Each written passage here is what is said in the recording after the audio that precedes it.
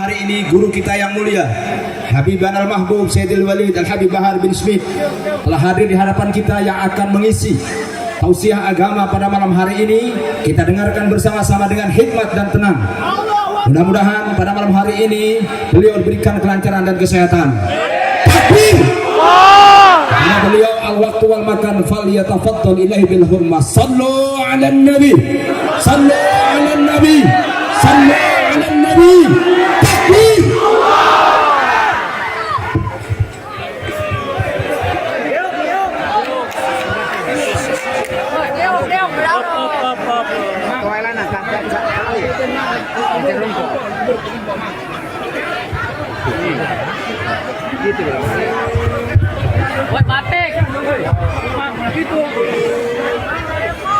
Assalamualaikum warahmatullahi wabarakatuh.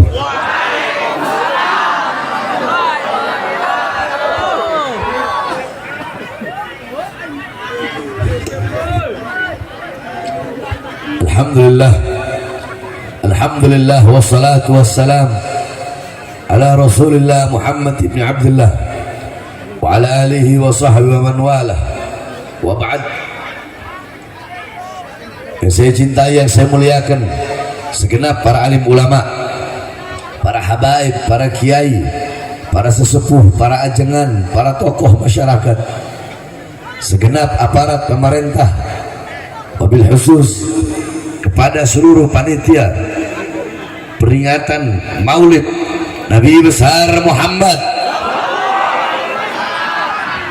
beserta seluruh hadirin hadirat, bapak-bapak, ibu-ibu, khususnya para pemuda-pemudi umat baginda Nabi besar Muhammad yang selalu dimuliakan oleh Allah Subhanahu wa ta'ala.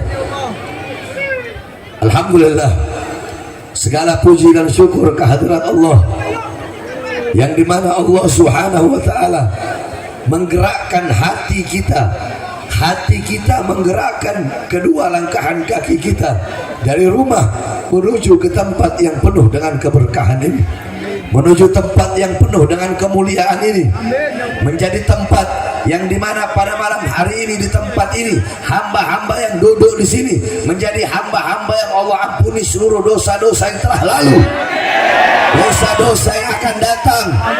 Allah berikan rahmat, Allah berikan barokat, Allah berikan hidayat, Allah berikan maghfirat.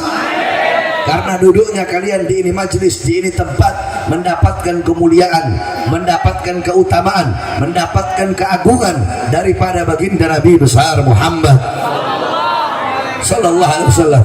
Saudara-saudara, kalian duduk pada pagi hari yang mulia ini, kalian memuliakan Nabi Muhammad, kalian mengagungkan Nabi Muhammad, kalian memuji Nabi Muhammad. Ketahuilah saudara-saudara, Nabi Muhammad tidak butuh kalian muliakan, Nabi Muhammad tidak butuh kita muliakan, Nabi Muhammad tidak butuh kita agungkan, Nabi Muhammad tidak butuh kita bersolawat kepadanya, Nabi Muhammad tidak butuh kita memujinya, tetapi kita yang butuh memuliakan Nabi Muhammad, kita yang butuh mengagungkan Nabi Muhammad, kita yang butuh memuji Nabi Muhammad, kita yang butuh bersolawat kepada baginda Nabi besar Muhammad. Kalian memuliakan Nabi itu tidak akan menambahkan kemuliaan Nabi Muhammad. Kalian mengagungkan Nabi tidak akan menambahkan keagungan Nabi Muhammad.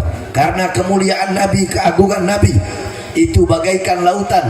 Sekalipun lautan menjadi tinta, pohon-pohon menjadi pena, dipakai untuk melukis kemuliaan Nabi, untuk melukis keagungan Nabi besar Muhammad. Walaupun laut jadi tinta, pohon jadi pena, tidak akan sanggup melukis kemuliaan dan keagungan baginda Nabi besar Muhammad. Jadi saudara-saudara, kita duduk pada pagi hari ini memuliakan Nabi, kita yang menjadi mulia.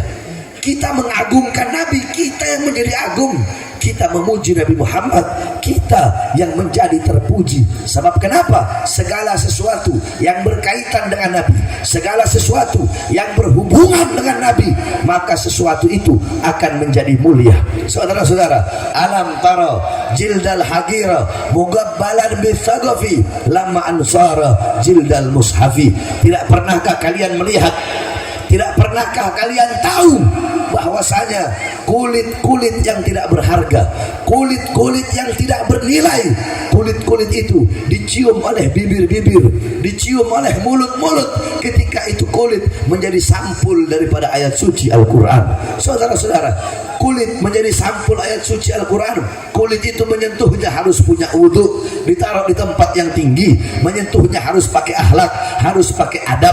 Kenapa kulit itu menjadi mulia? Kulit itu menjadi mulia karena bercampur dengan sesuatu yang mulia, yaitu Al-Quran. Andaikan kulit itu menjadi dompet atau menjadi barang-barang yang lain, menjadi sampul barang-barang yang lain, walaupun ditaruh di bawah atau dilempar ke tempat sampah tidak ada masalah. Tapi karena kulit itu menjadi sampul ayat suci Al-Quran, sehingga kulit itu menjadi mulia, menyentuhnya harus punya wudhu, harus pakai akhlak, harus pakai adab. Kenapa? Karena bercampur dengan sesuatu yang mulia, yaitu Al-Quran. Nah, kita adalah kulit tersebut. Nabi Muhammad adalah Al-Qurannya. Kita menjadi mulia karena Nabi Muhammad. Kita menjadi agung karena baginda Nabi besar Muhammad sallallahu alaihi wasallam. Saudara-saudara, kita berkumpul pada malam hari, pada pagi hari yang mulia ini di sini. Kita berkumpul semata-mata berharap kepada Allah agar kelak di akhirat, dengan berkumpulnya kita pada malam hari ini, pada pagi hari ini, kedua mata kita yang masih terjaga hingga saat ini, ketika mata-mata yang lain tertidur lelap, ketika badan-badan yang lain berada di atas kasur, kita masih bertahan di sini. Kedua mata kita sampai terjaga hingga saat ini. Ini semata-mata untuk Nabi Muhammad, dengan harapan agar kelak di akhirat mata-mata yang terjaga hingga saat ini menjadi mata-mata yang Allah halalkan memandang wajah indah Nabi Muhammad. Saudara-saudara, jikalau mata kita tidak pernah kita korbankan, bagaimana mungkin mata kita akan memandang wajah Nabi Muhammad? Sedangkan orang-orang yang celaka, orang-orang yang rugi di akhirat, bukanlah orang-orang yang datang bawa dosa, tetapi orang-orang yang celaka, orang-orang yang rugi adalah orang-orang yang kedua matanya diharamkan oleh Allah untuk memandang wajah indah baginda Nabi besar Muhammad sallallahu alaihi wasallam. Maka jikalau kalian ingin berkumpul dengan Nabi Muhammad kelak di akhirat, ingin berkumpul dengan Nabi, ingin duduk bersama Nabi, ingin berada di belakang Nabi, ingin makan bersama Nabi di akhirat, ingin berjumpa dengan Nabi Muhammad, maka di dunia jangan jauh dari para pewaris Nabi Muhammad, para ulama, para ustadz, para kiai, pewaris keilmuan Nabi, penerus perjuangan Nabi, penyambung lidah Nabi, pemegang tongkat estafet perjuangan Nabi, para habaib, anak cucu Rasulullah. Jangan jauh dari beliau-beliau. Majelis-majelis ilmu, majelis-majelis zikir, majelis-majelis sholawat yang merupakan warisan Nabi Muhammad. Nabi Muhammad tidak mewariskan harta, tidak mewariskan pangkat, tidak mewariskan jabatan, tidak mewariskan tahta, tidak mewariskan kekuasaan. Warisannya Nabi majelis ilmu, majelis zikir, majelis sholawat, ilmu, amal, akhlak, adab, wara, khauf, ikhlas, sabar, takwa, zuhud, ibadah, qanaah. Ini warisan Nabi Muhammad. Kalau di dunia engkau duduk di majelis-majelisnya Nabi Muhammad, engkau mengambil warisan Nabi Muhammad, duduk berkumpul bersama para ulama, para ustadz, para kiai, para habaib, pewaris Nabi Muhammad, dipastikan di akhirat engkau pun akan duduk berkumpul bersama Nabi Muhammad. Almaru ma'a man ahab. Seseorang kelak di akhirat akan dibangkitkan, akan dikumpulkan, akan didudukkan bersama orang-orang yang ia cintai. Saudara-saudara sekalian yang dimuliakan oleh Allah Subhanahu wa taala, jikalau engkau mencintai para ulama, mencintai orang-orang saleh, duduk di majelis-majelis ilmu, di majelis-majelis zikir, dipastikan di akhirat engkau akan duduk dengan Nabi Muhammad. Tapi kalau di dunia engkau jauh dari ulama, jauh dari orang saleh, jauh dari para ustadz, jauh dari para kiai, jauh dari para habaib, jauh dari majelis-majelis ilmu, engkau enggan melangkahkan kakimu untuk duduk di majelis ilmu, di majelis zikir, maka dipastikan di akhirat engkau pun akan jauh dari baginda Nabi besar Muhammad. Engkau tidak bisa memandang wajah indah baginda Nabi besar Muhammad sallallahu alaihi wasallam. Saudara-saudara sekalian yang dimuliakan oleh Allah, maka jikalau kalian ingin selamat dunia akhirat, ingin bahagia dunia akhirat, maka jangan jauh dari ajaran Nabi Muhammad. Sebab ini zaman adalah zaman akhir, fitnah di mana-mana, kerusakan di mana-mana, perbuatan dosa di mana-mana, perbuatan maksiat di mana-mana, pelacuran di mana-mana, mabuk di mana-mana, narkoba di mana-mana. Banyak orang-orang sekarang lupa kepada Allah, lupa kepada Rasulullah, jauh dari ajaran Islam, jauh dari Al-Quran, jauh dari syariat, jauh dari sunnatnya Nabi Muhammad Sallallahu Alaihi Wasallam. Mengaku umat Islam tetapi jauh dari Islam, mengaku umat Rasulullah tetapi memalingkan dirinya, memalingkan kepribadiannya, memalingkan tubuhnya, memalingkan perilakunya daripada melaksanakan sunnah-sunnah Nabi Muhammad Sallallahu Alaihi Wasallam.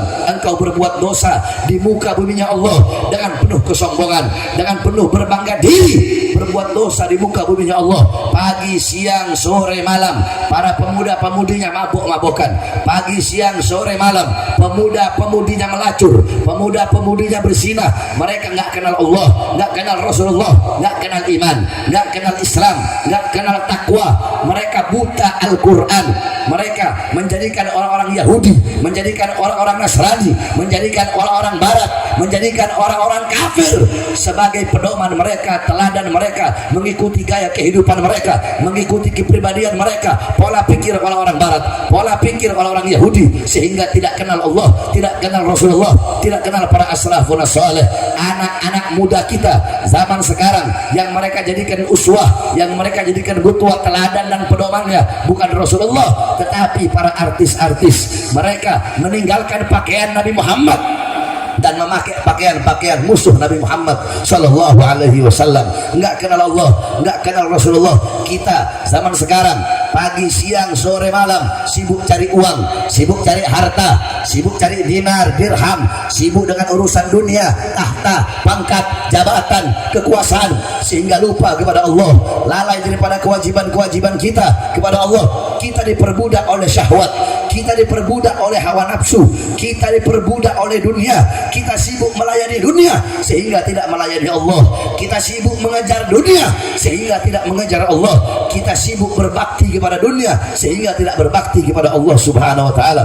Ingatlah, sadarlah saudara-saudara sekalian, dunia yang engkau kejar tidak akan pernah engkau dapatkan. Semakin engkau kejar itu dunia, semakin dunia berpaling darimu. Semakin engkau mengejar dunia, semakin engkau melayani dunia, dunia tidak akan pernah engkau dapatkan. Bagi siapa orang yang mengejar dunia, maka dunia tidak dia dapat, akhirat juga tidak dia dapat.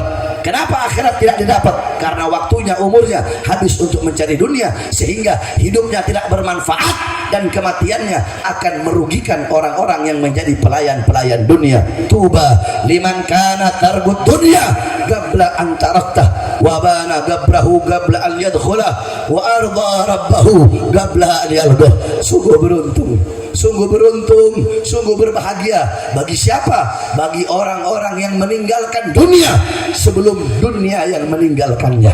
Apa maksudnya meninggalkan dunia sebelum dunia meninggalkannya? Maksudnya dunia di sini adalah syai'ul ladzi la yusilu bil akhirah. Dunia adalah sesuatu yang tidak ada hubungannya dengan akhirat, sesuatu yang tidak ada kaitannya dengan akhirat.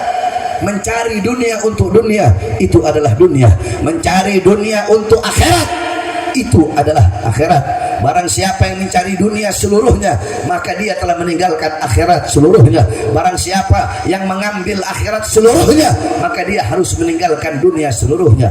Al-Imam Syafi'i berkata, kalau ada orang yang mengatakan saya cinta dunia, saya juga cinta akhirat, ketahuilah itu orang adalah penipu, itu orang adalah pendusta, itu orang adalah pembohong. Tidak bisa disatukan dalam satu hati. Cinta dunia, cinta juga akhirat, tidak bisa. Siapa orang yang memilih akhirat akan meninggalkan dunia. Siapa orang yang memilih dunia, otomatis dia telah meninggalkan akhirat. Saudara-saudara, Syekh Abu Bakar bin Salim, beliau mengatakan, dunia ibarat anak perempuan, akhirat ibarat ibunya. Kalau engkau mau menikah, engkau harus pilih salah satu, mau menikahi anaknya atau mau menikahi ibunya. Engkau tidak bisa menikahi ibu dan anak sekaligus. Apa maksudnya? Kalau kalian lebih memilih kesenangan dunia yang akan hilang, kenikmatan dunia yang akan hilang, kesenangan dunia yang sementara, maka kalian telah meninggalkan kesenangan yang abadi, kesenangan yang kekal, yaitu kenikmatan akhirat.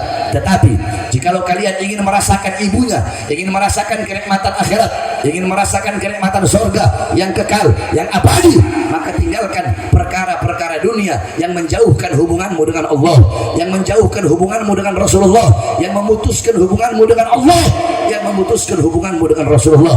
Tinggalkan maksiat-maksiat lidah, tinggalkan maksiat-maksiat tangan, tinggalkan maksiat seluruh anggota tubuhmu, seluruh jawarihmu, baik zahir ataupun batin.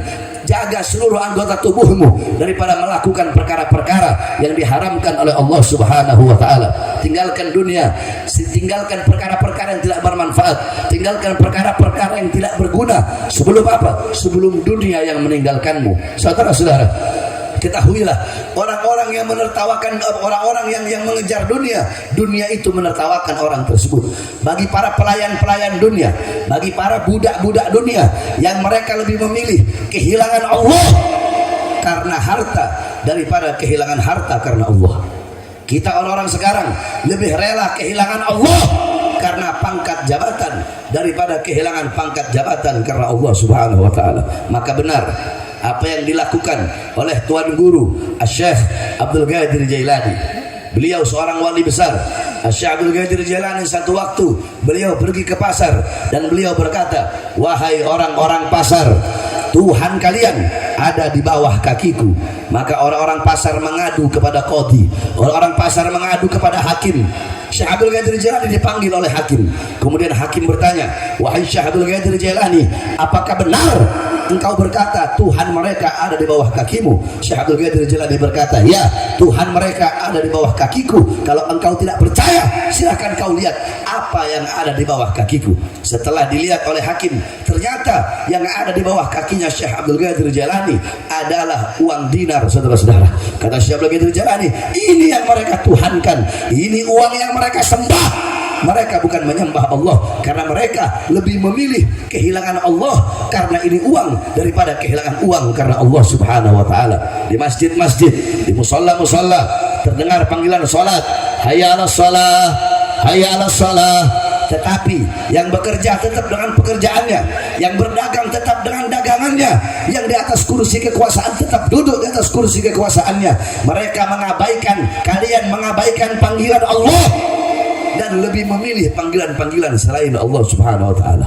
Mengabaikan panggilan Allah dan lebih memilih panggilan perut, meninggalkan panggilan Allah dan lebih memilih panggilan-panggilan dunia. Saudara-saudara, siapa orang yang tujuan hidupnya hanyalah dunia, maka di sisi Allah nilai dia sama dengan sesuatu yang keluar dari perutnya. Siapa orang yang tujuan hidup cuma perut, tujuan hidup cuma cari uang untuk memuaskan isi perutnya sehingga lupa kepada Allah, keadaan nilai itu orang di sisi Allah sama dengan sesuatu yang keluar dari perutnya. Saudara-saudara, dunia makin kau cari, itu dunia semakin lari. Sebab dunia bagaikan bayangan.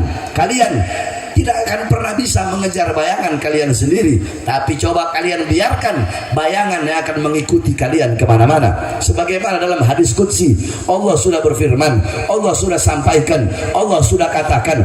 Apa kata Allah? Ya dunia ukhdumi man khadamani.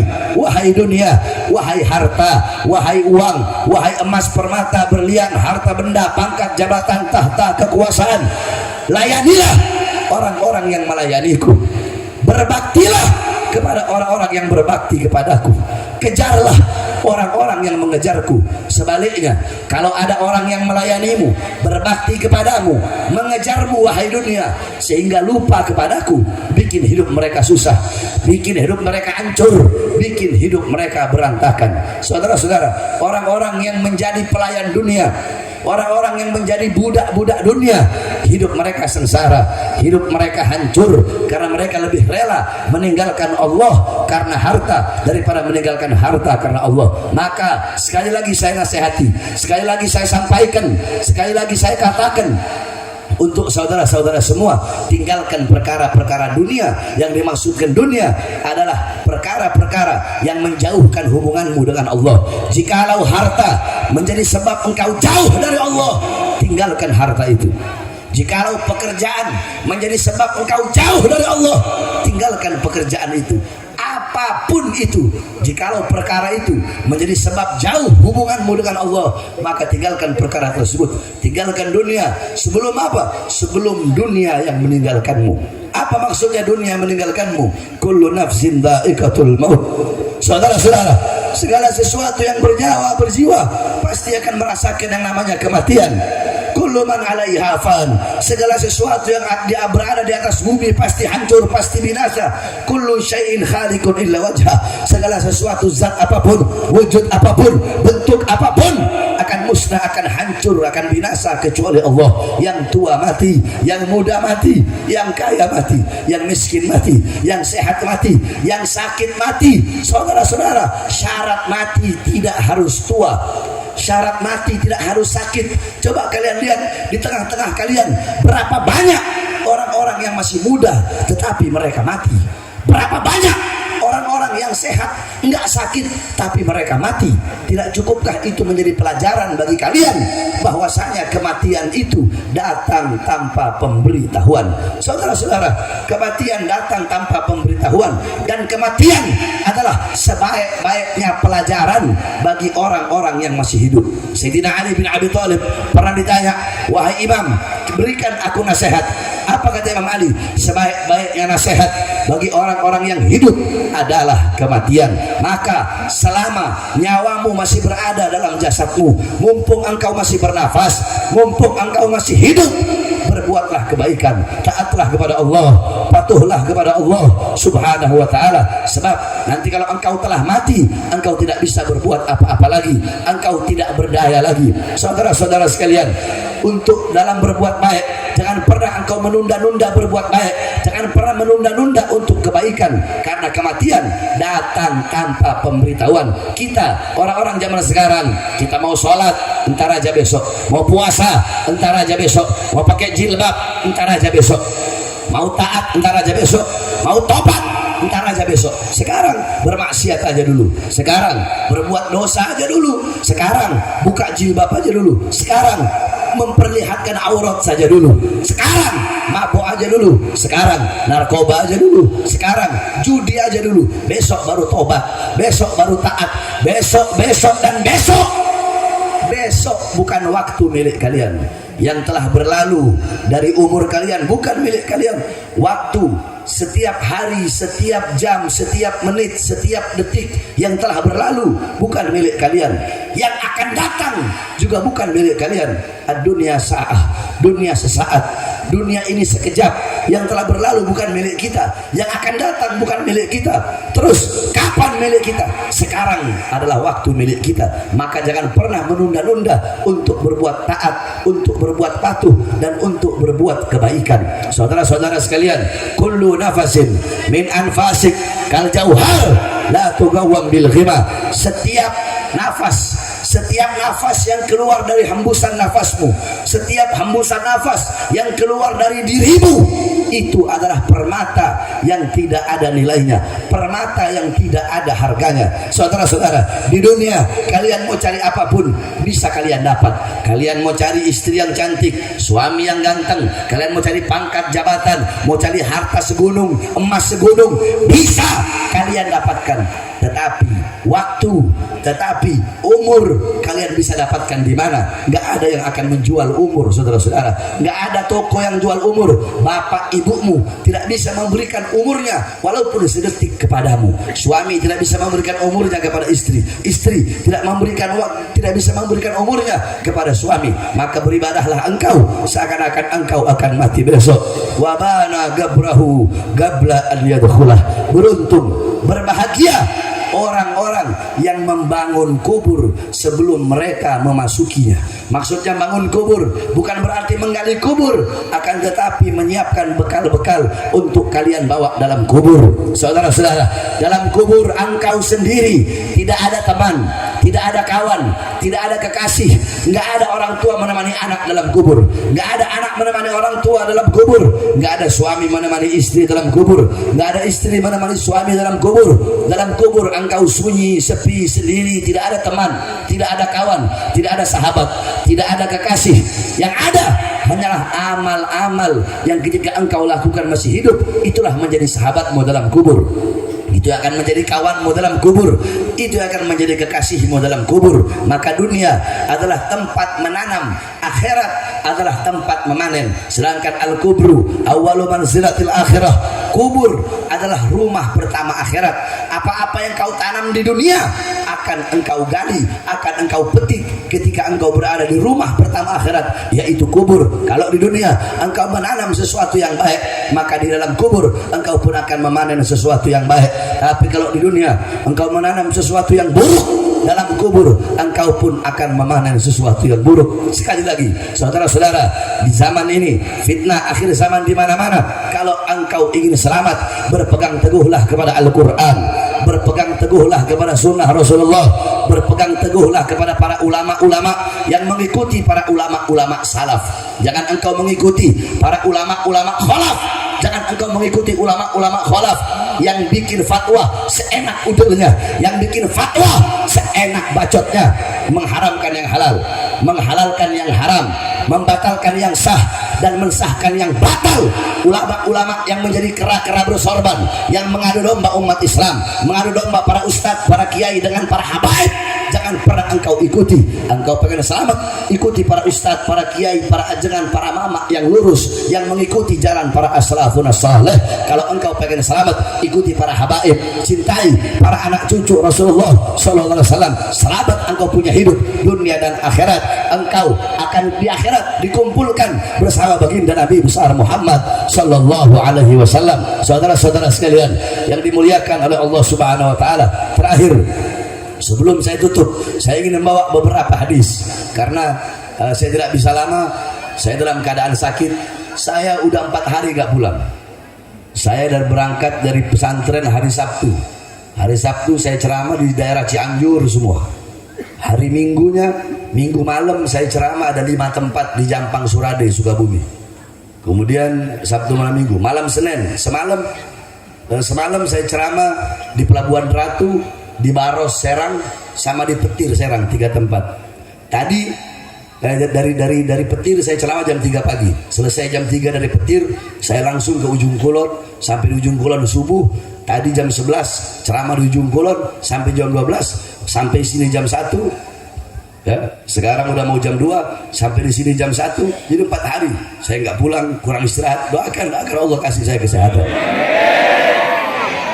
Ini semua saya lakukan semata-mata karena kecintaan saya kepada kalian sebagai umat Nabi Muhammad SAW. Saudara-saudara, siapa yang mau pergi pagi, pergi 4 hari, 5 hari, seminggu, 2 minggu, 3 minggu untuk berdakwah, menyampaikan ajaran datuknya, menyampaikan ajaran kakeknya, suara habis, capek, lelah. Ini bukan pekerjaan. Kalau ada yang berkata Habib Bahar pekerjaannya dakwah, Habib Bahar pekerjaannya ceramah, ini bukan pekerjaan, tapi ini adalah kewajiban. Kalau pekerjaan adalah lahan untuk mencari uang, pekerjaan adalah lahan untuk mencari nafkah. Ini bukan pekerjaan saya, tetapi ini adalah kewajiban saya untuk menyampaikan ajaran-ajaran kakek saya, untuk menyampaikan ajaran baginda Nabi besar Muhammad SAW. Maka bagi saya tidak ada kata lelah, tidak ada kata capek, tidak ada kata jauh untuk menyampaikan berdakwah, menyampaikan ajaran Nabi Muhammad, menegakkan syariat baginda Nabi besar Muhammad SAW. Yang terakhir, saudara-saudara, qala Rasul sallallahu alaihi wasallam, mathalul mu'min fi tawaddihim wa ta'atufihim wa tarahumihim mathalul jasad idza ishtaka minhu 'udwun tada'a sa'irul jasad bis-sahari wal humma. Rasulullah bersabda, perumpamaan seorang mukmin di dalam saling menyayangi, di dalam saling mengasihi, di dalam saling bantu-membantu, bahu-membahu, dalam saling tolong-menolong. Perumpamaan seorang mukmin bagaikan satu badan.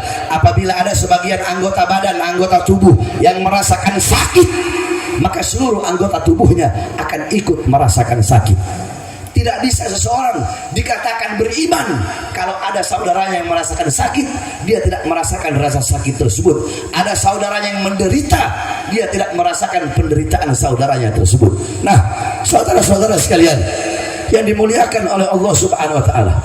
Beberapa minggu yang lalu saudara-saudara kita, yaitu masyarakat Melayu Rempang yang ada di Kepulauan Riau, Batam, Rempang dan sekitarnya, masyarakat yang ada di Pulau Rempang, saudara-saudara, rumah mereka, tanah mereka, kampung halaman mereka, mereka mau dipindahkan dari kampungnya, mereka mau dipindahkan, hak mereka mau dirampas, hak mereka mau diambil dengan mengatasnamakan negara. Saudara-saudara, hal ini tidak dibenarkan.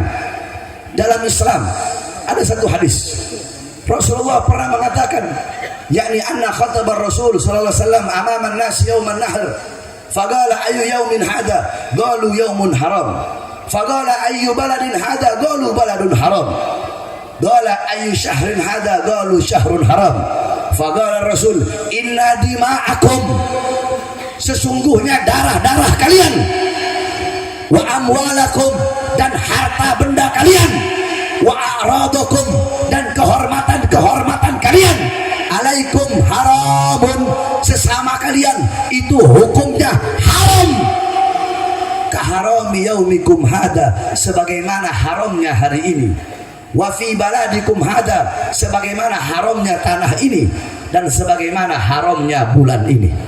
Ini hadis adalah larangan menjatuhkan darah dan merampas hak yang bukan miliknya, mengambil yang bukan miliknya. Bahkan dalam hadis yang lain, jangankan ngambil satu kampung, jangankan ngambil rumah atau tanah, hak rakyat, hak masyarakat. Dalam hadis Rasulullah bersabda, man akhadha minal ardi shibran bighairi haqqihi khusifa yaumal qiyamah ila sab'il ardin. Rasulullah bersabda, barang siapa yang mengambil sejengkal tanah yang bukan haknya, sejengkal tanah yang bukan miliknya, kelak di akhirat akan Allah tenggelamkan dia sampai 7 lapis bumi ke bawah, saudara-saudara. Dalam hadis yang lain Rasulullah bersabda, manik tato'ah shibran minal ardi zulma tawakkahallah iyyahu yaumal qiyamah min sab'il ardin. Barang siapa yang mengambil sejengkal tanah dengan cara yang curang, merampas sejengkal tanah dengan cara yang tidak adil, dengan cara yang zalim, maka kelak di akhirat akan Allah gantungkan, Allah kalungkan di lehernya 7 lapis bumi, saudara-saudara. Itu mengambil sejengkal tanah. Maka bagaimana kalau mengambil hak rakyat? Bagaimana mengambil orang sekampung itu, tanahnya mau digusur, tanahnya mau diambil dengan mengatasnamakan negara. Kalian mengatasnamakan negara, tetapi menzalimi rakyat, menyusahkan rakyat, mengatasnamakan negara, tapi mengambil hak rakyat, mengatasnamakan negara, tetapi kalian pro kepada perusahaan-perusahaan asing, mengatasnamakan negara, tetapi mementingkan perusahaan asing, mementingkan investor asing, sehingga rakyat yang menjadi korban, masyarakat yang dikorbankan, rakyat susah, masyarakat susah, para nelayan-nelayan yang ada di sana yang merupakan mata pencaharian mereka adalah laut. Tetapi karena investor asing didahulukan, diutamakan, lebih dipentingkan oleh pejabat-pejabat, oleh aparat dan pemerintah kita, sehingga masyarakat kecil yang menjadi korbannya, betul saudara. Saya tanya, perbuatan seperti ini adil apa tidak? Adil apa tidak? Jahat apa bukan? Jahat bukan? Jahat apa bukan? Zalim apa bukan? Zalim apa bukan? Biadab apa bukan? Bejat apa bukan? Kezaliman lawan atau biarkan? Lawan atau biarkan? Ketidakadilan lawan atau biarkan? Lawan atau biarkan? Kalian para pejabat pemerintah jangan sok-sokan, jangan mentang-mentang kalian punya kekuasaan, kalian punya jabatan, terus kalian tidak mementingkan nasib rakyat susah. Betul. Jangan mentang-mentang punya pangkat, punya jabatan. Oh, saya Kapolri. Oh, saya Panglima TNI. Oh, saya Menteri. Oh, saya Presiden. Terus sesuka-suka kalian kepada masyarakat kecil, kepada rakyat susah, kalian tindas, kalian zolimi demi kepentingan perusahaan-perusahaan asing. Kurang ajar kalian. Jangan macam-macam sama rakyat. Betul? Betul? Saya tanya jawab semua bapak-bapak, ibu-ibu, pemuda-pemudi, gaji mereka dari siapa? Dari siapa? Rumah mereka dari siapa? Mobil dinas mereka dari siapa?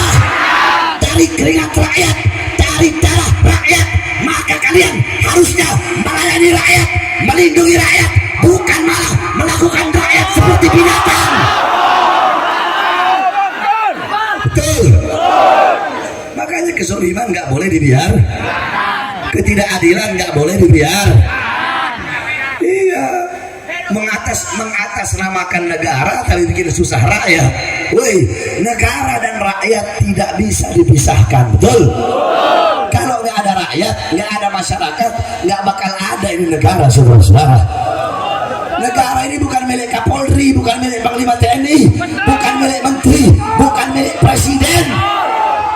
Negara bukan milik partai politik manapun, betul?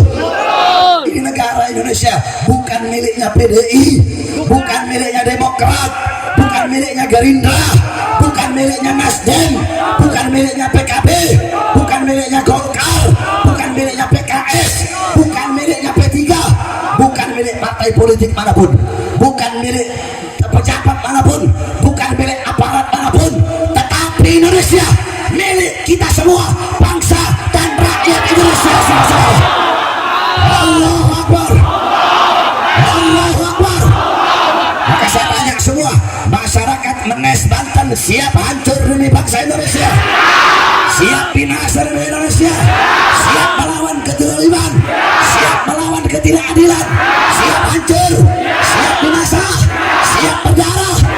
Allahu Akbar, Allahu Akbar, Allahu Akbar.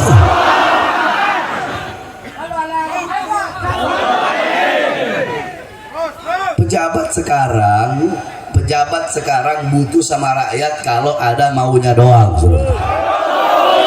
Betul. Pemilu butuh sama rakyat. Pemilihan butuh sama masyarakat. Mau pemilu keluar masuk kampung, mau pemilu keluar masuk masjid, mendadak jadi santri, saudara-saudara. Mendadak santri yang nggak pernah pakai peci, pakai baju koko, mak banteng pakai jilbab, mak banteng.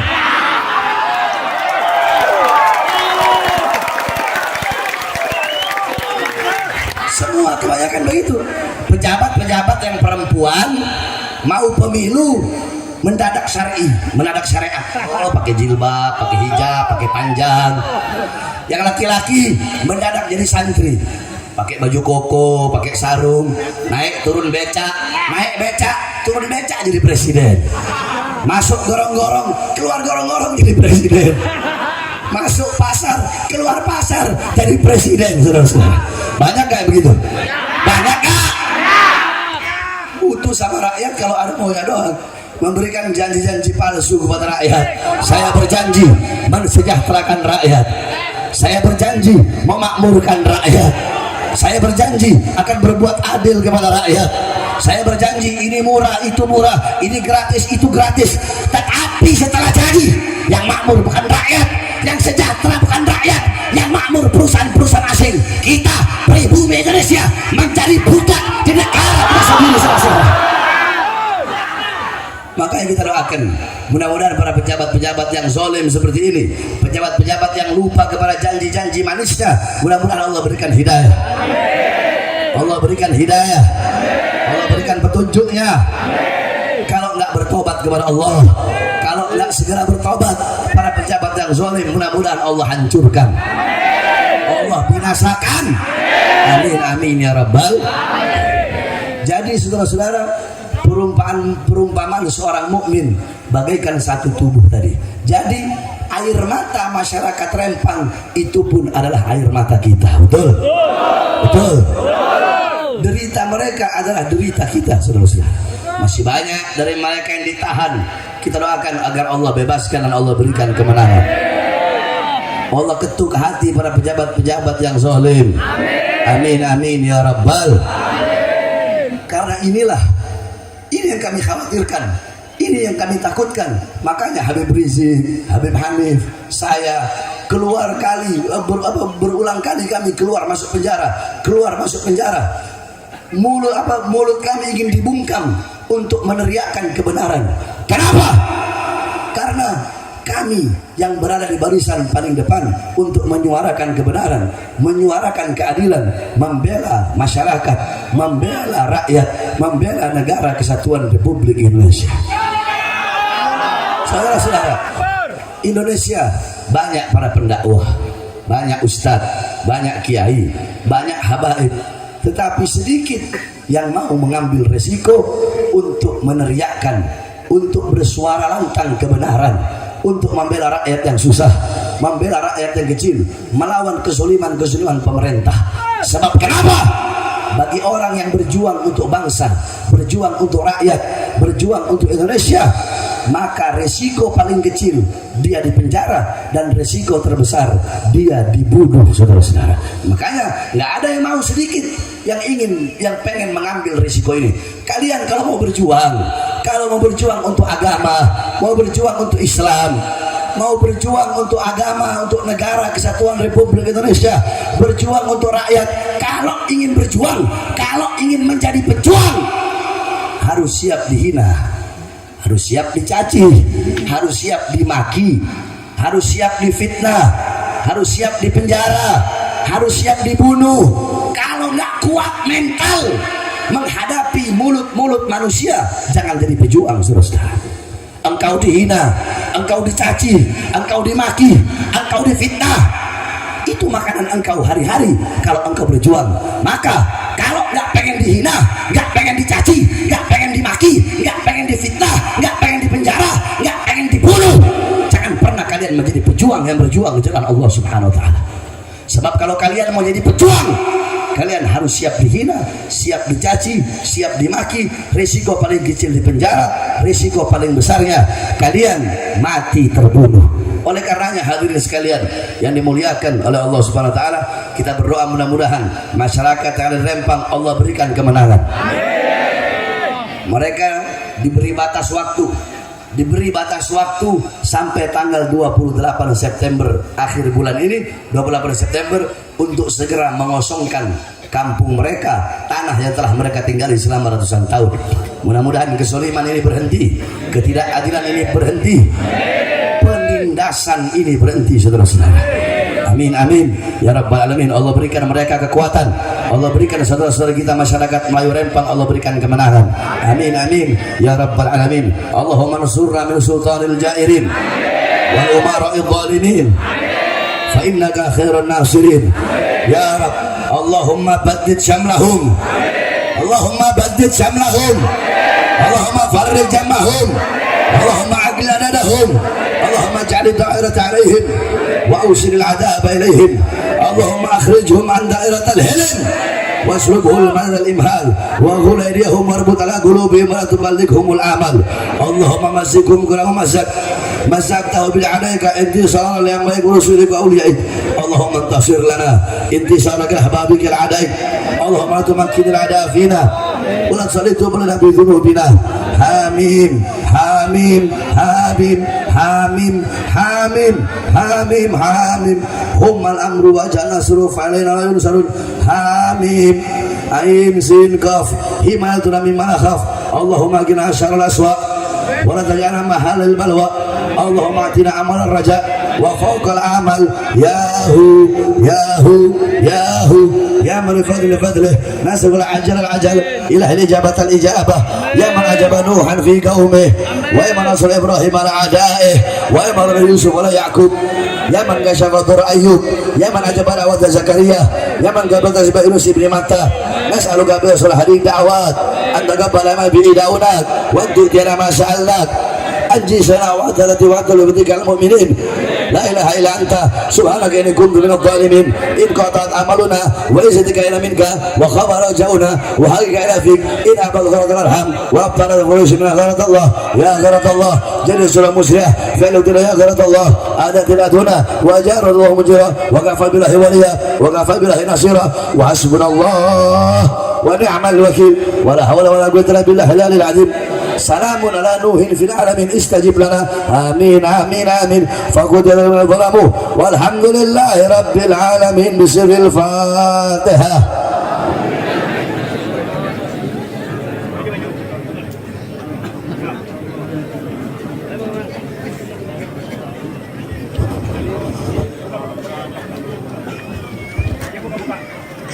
Walafu minkum. Wassalamualaikum warahmatullahi wabarakatuh. Salatullah